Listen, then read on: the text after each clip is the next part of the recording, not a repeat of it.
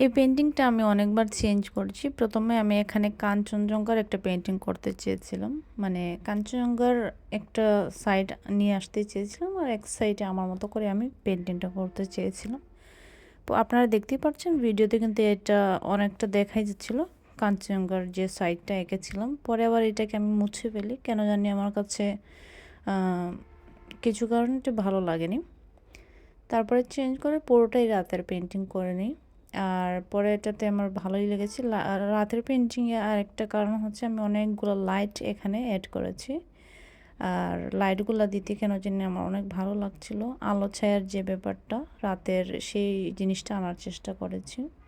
আর কিছু কিছু ব্র্যান্ডের কালার আছে, এগুলা দিয়ে যে মানুষ কিভাবে পেইন্টিং করে আমি আসলে বুঝতেই পারি না। আমার মাথাটা একদম হ্যাং হয়ে যায় এই ব্র্যান্ডগুলো দিয়ে যখন আমি পেইন্টিং করতে যাই। ব্র্যান্ডের কালারগুলো আমি নাম নিচ্ছি না। অন্য কালারগুলো যখন আপনি অ্যাপ্লাই করবেন তখন দেখবেন এক কালার, যখন এটা শুকিয়ে যাবে তখন দেখবেন আরেক কালার।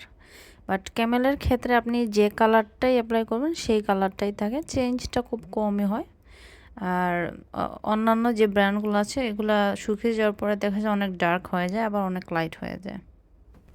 তো এই ছিল আমার পুরো পেইন্টিংটা। সবাই ভালো থাকবেন। আল্লাহ হাফিজ।